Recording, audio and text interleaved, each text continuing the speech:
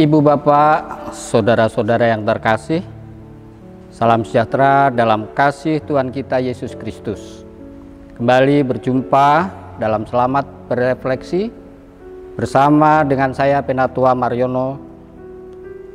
Hari ini kita akan bersama-sama merenungkan firman Tuhan dari 1 Yohanes 2 ayat 7 sampai dengan 17 dengan tema mengenal Kristus. Sebagai dasar renungan kita, saya bacakan ayatnya yang ke-17. Dan dunia ini sedang lenyap dengan keinginannya, tetapi orang melakukan kehendak Allah tetap hidup selama-lamanya.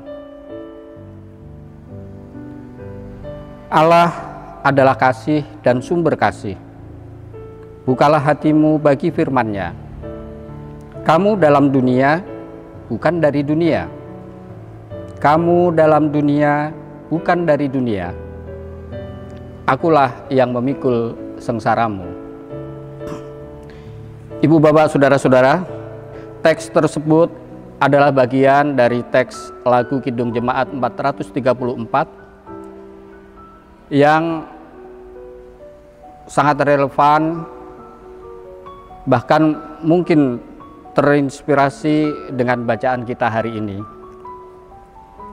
Kamu dalam dunia, tapi bukan dari dunia.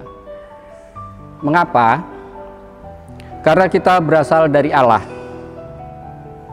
Namun keyakinan itu tentunya harus disertai dengan sikap hidup seperti yang Allah kehendaki, yaitu hidup dalam kasih.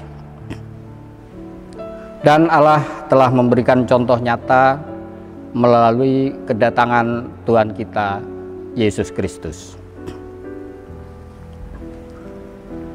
Perintah untuk hidup dalam kasih adalah perintah utama yang berasal dari sang sumber kasih itu sendiri, yaitu Allah. Prinsip kasih sebenarnya sudah ada sejak Allah memperkenalkan dirinya kepada umat Israel, sehingga itu menjadikan landasan dari hukum Taurat.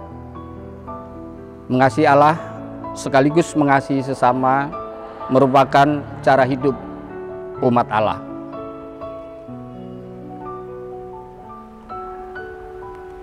Ibu bapak saudara-saudara yang terkasih, surat 1 Yohanes 2 ayatnya yang ke-7 sampai dengan 17 mengingatkan kepada semua pembacanya tentang kecenderungan di mana manusia memisahkan antara kasih kepada Allah dan kasih kepada manusia.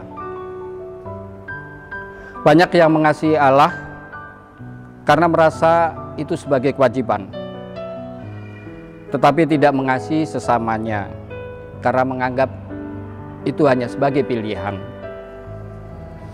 Firman Tuhan menyatakan, tetapi barang siapa membenci saudaranya, ia berada di dalam kegelapan dan hidup di dalam kegelapan.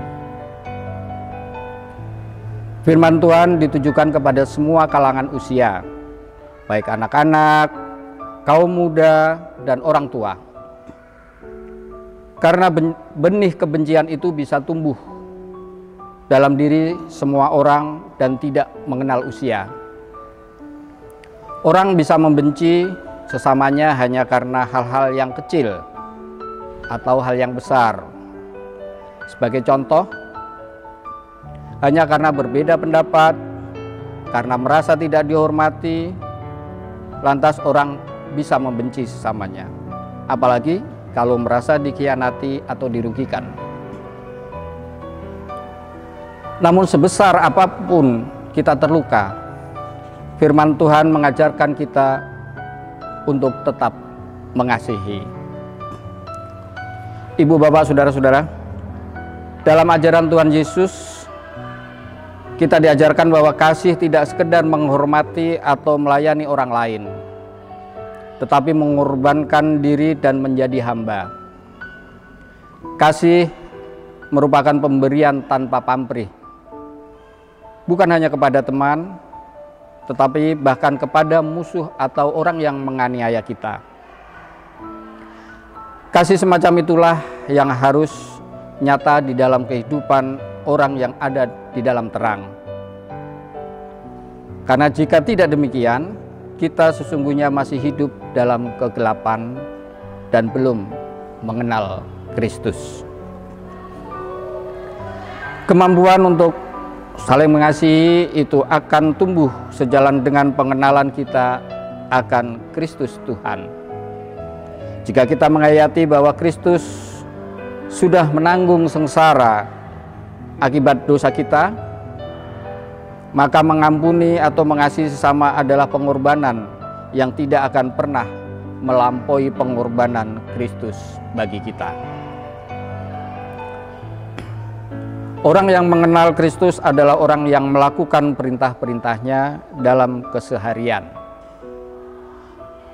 Perintahnya itu jelas, yaitu supaya hidup di dalam kasih. Jadi sudahkah kita mengenal Kristus Tuhan secara nyata? Sudahkah hidup kita menghadirkan kasih bagi sesama? Mari kita terus belajar mengenal dan menghayati pribadi Tuhan kita Yesus Kristus, agar hati kita semakin terbuka untuk mencurahkan kasih bagi sesama, yang tidak terbatas hanya pada orang yang kita suka saja. Karena hanya dengan cara itulah kita menunjukkan jati diri kita sebagai umat milik Allah yang tidak akan binasa dalam dunia, melainkan hidup kekal selama-lamanya. Tuhan memberkati. Salam.